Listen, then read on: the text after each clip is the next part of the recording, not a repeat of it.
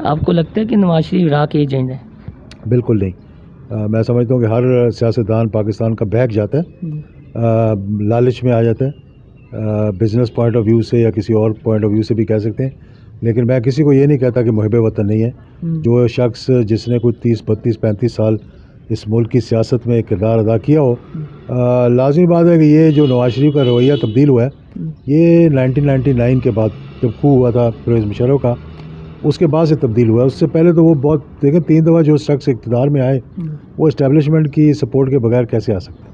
तो ये नवाज शरीफ साहब आपने भी देखा हो कैसे इक़्तिदार में आए और तब इनका रवैया क्या था 80s में? देखिए बात यह है कि 80s में तो ये लाडले थे इस्टेब्लिशमेंट के, और 90s में तो बहुत ज़्यादा लाडले थे। यानी पूरी IGI जब बनी तो पूरी इस्टेब्लिशमेंट उसके पीछे थी। उसमें से उन्होंने जो उसके सदर थे उनको हटाकर जब मियां नवाज शरीफ को उसकी सदारत दी, तो ये इस्टेब्लिशमेंट की एक पैगाम था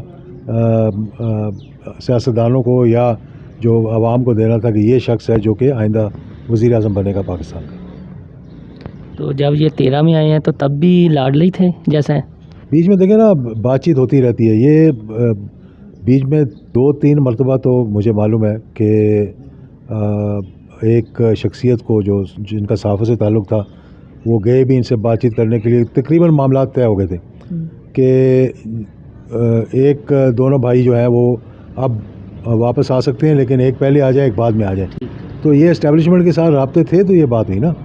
अगर राब्ते ना होते, मतलब उस वक्त शहबाज शरीफ साहब के ज़्यादा राब्ते थे, नवाज शरीफ के कम थे, तो उन्होंने कहा शहबाज शरीफ अब आ जाए, नवाज शरीफ बाद में आ जाए।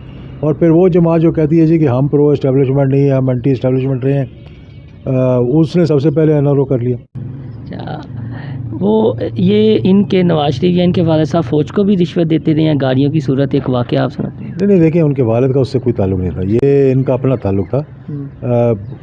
अब वो रिश्वत के तौर पे दी या खुश करने के लिए दी गई या उनकी नज़रों में मतलब प्यारा होने के लिए दी गई।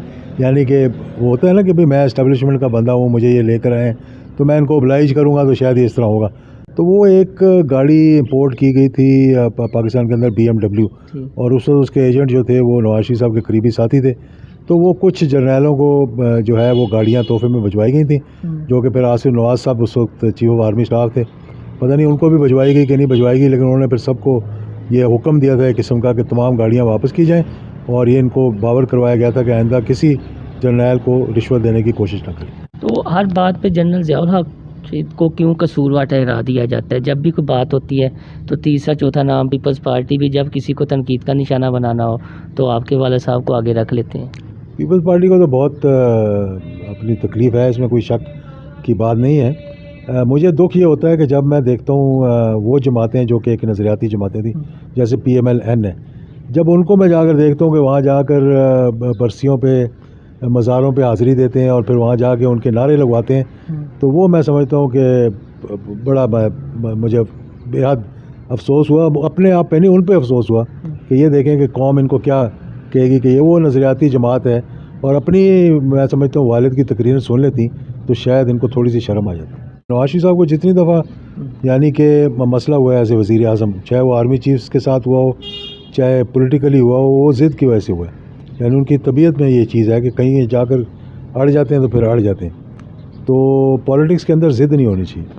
लास्ट में धमाके, एटमी धमाके, वो कहते हैं ये एटम बम भी हमने बनाया, नवाज शरीफ का ही धमाका है।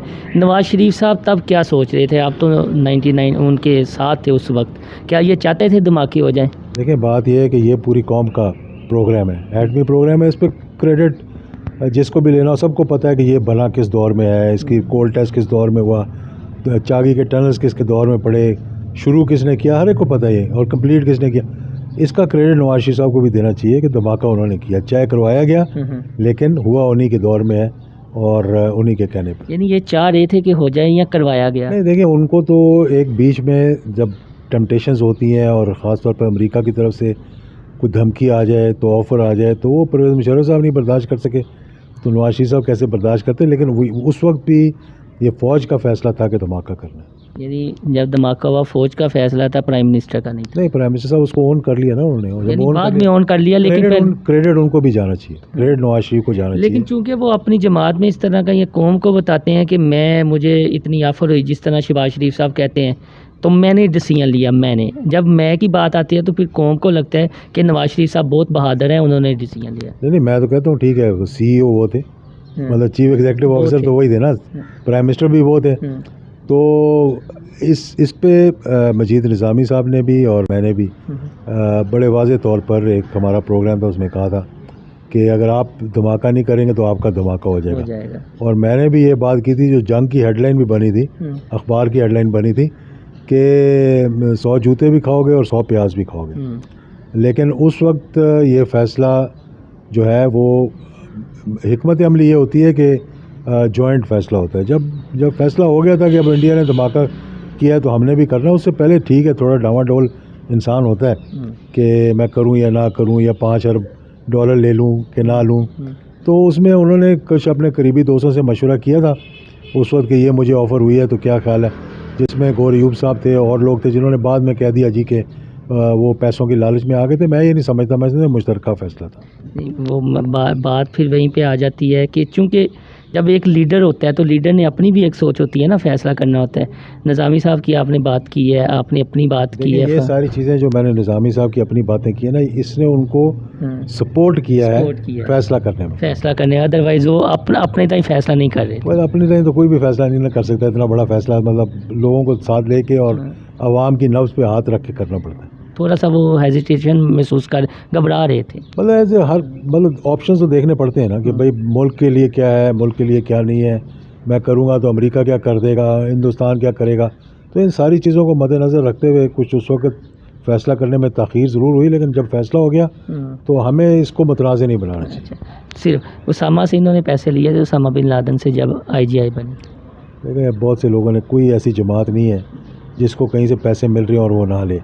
आज तक कोई ऐसी जमात नहीं है, जो मैं बाद में कभी इंशाल्लाह इसकी वजाहत भी करूँगा, जिसको कि फ़ॉरेन फंडिंग ना हुई हो। पीपल्स पार्टी को, PMLN को, JUIF को, उसके अलावा भी जो भी जमात आप पूछ लें, स्वाय PMLZ के, PTI का तो मतलब केस चल रहा है ना। मोहम्मद अली दुरानी साहब कहते हैं हमारी सियासत में पुरस्रार किरदारों की बहुत अहमियत है। वो अदलिया से भी हो सकते हैं, इस्टेब्लिशमेंट से भी हो सकते हैं। उन पुरस्रार किरदारों में आप भी एक हैं जो मुज़ाकरात करवाते हैं, या आप साइड पे हैं? नहीं, देखिए पुरस्रार किरदार क्या होने, मोहम्मद अली दुरानी साहब को ज़्यादा पता होगा।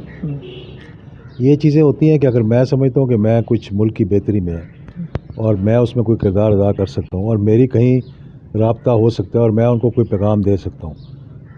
जिस तरह के परवेज़ मुशर्रफ के साथ जब पहली 1-2 मीटिंग्स हुई थी, उसमें मैंने तजवीज़ पेश की थी कि अगर आप पार्लियामेंट को बहाल कर दें और पार्लियामेंट के अंदर से कोई नया वज़ीर आज़म बन जाए तो मुस्लिम लीग नून की हुकूमत भी रह सकती थी और नवाज शरीफ के साथ सख्ती भी कम हो सकती थी। उस वक्त मियाँ साहब ने मेरी तजवीज़ नहीं मानी, इनके वालिद साहब को भी मैंने ये तजवीज़ दी थी, उन्होंने मेरी तजवीज़ नहीं मानी कि वो लड़ने मरने के मूड में थे। वो ये बात समझे नहीं, और वो फिर ये कि भाई हो सकता है कि मेरी जमात में से, और ये भी मैंने कहा था कि मेरे अलावा किसी को बनाएं, कि शायद कोई बन जाएगा तो मेरा इतना लॉयल नहीं रहेगा। जिस तरह के बहुत से लोग थे जिनके मतलब वो नाम खुद दे सकते थे, जैसे शायद खकान अब्बासी का उन्होंने अब दिया, उस वक्त भी अगर किसी का दे देते तो फिर उनको इतनी बड़ी जिला वतनी और फिर सऊदी अरेबिया जाना और आना, इन सारी चीज़ों से वो बच सकते थे। मरियम साहब नवाज शरीफ साहब किन किन मशाइन के मशवरे पे चलते हैं, जिस तरह परवेज़ रशीद हैं, या आपको लगता है कि कौन कौन मरवाता है इन्हें? और देखिए बहुत से ऐसे लोग हर जमात के अंदर होते हैं, लेकिन मैं कभी ऐसा नहीं रहा कि उनके किसी ऐसी किचन कैबिनेट में हूँ। मैं तो अपनी तरफ से जाके जो बात सही होती थी डट के उनके सामने उनके मुंह पे बताता था। यहाँ तक कि जब JIT में उनको बुलाया गया उस वक्त भी मेरी उनसे मीटिंग हुई और मैंने उनके मुंह पर कहा कि आपने ये जो कुछ किया है ये एक इस ओहदे की और आपकी मतलब इज़्ज़त के ख़िलाफ़ है, यानी प्राइम मिनिस्टर के ओहदे के और इस मनसब के, कि आप जाके 18-19 ग्रेड के अफसरों के सामने जाके पेश हों। तो क्या मैं क्या करता, मैंने कहा आप इस्तीफ़ा दे देते, या आप उनको कहते जो करना है कर लो, क्या कर लेते। यानी चौधरी निसार साहब और आपका ये मशवरा? चौधरी निसार, मुझे पता नहीं, चौधरी निसार, देखिए चौधरी निसार उनके बहुत करीब थे, मैं इतना करीब नहीं था। चौधरी साहब क्यों खामोश हैं, क्या वक्त आने पे बोलेंगे? नहीं, वो चौधरी साहब जितना बोलना होता है वो बोलते रहते हैं जब, और वो भी एक अच्छे पॉलिटिशियन है, लेकिन उनके स्टाइल पॉलिटिक्स का मेजॉरिटी सियासतदानों से फ़र्क है। मरियम को लास्ट में बता दें कौन सी चीज़ नहीं टिकने देती? चाचा जेल में, अब्बा जी बाहर, लेकिन वो उंगली हिला हिला के ये एक सियासत कर रही है, क्राउड को देखता है जब सियासतदान, तो वो फिर ये नहीं देखता कि मेरा चाचा जेल में है या मेरा क्या भतीजा जो भी लगता है, मतलब कज़न जेल में है। वो ये देखते हैं कि भाई मेरी कितनी पजीराई हो रही है। और अब वो जाती हैं जब बाहर, तो जमात का कोई और जो भी जाए शख्सियत, तो इतने लोगों को नहीं अट्रैक्ट कर सकती जितना वो करती हैं। और मैं समझता हूँ कि PMLN के अंदर नवाज शरीफ साहब के बाद अगर कोई लीडर है तो वो मरियम ही बन सकती है। शहबाज, इनका मतलब कि पब्लिक के अंदर इनका वो नहीं है जो। तो आपको लगता है एक फ़ोन आ गया तो मरियम भी चली जाएगी? मैं ये नहीं कहता कि क्या पोजीशन होगी, क्योंकि ऐसे प्रेडिक्शन करना ठीक नहीं लगता, लेकिन ये मुझे पता है कि PMLN जो है वो राब्ते में है। Thank you.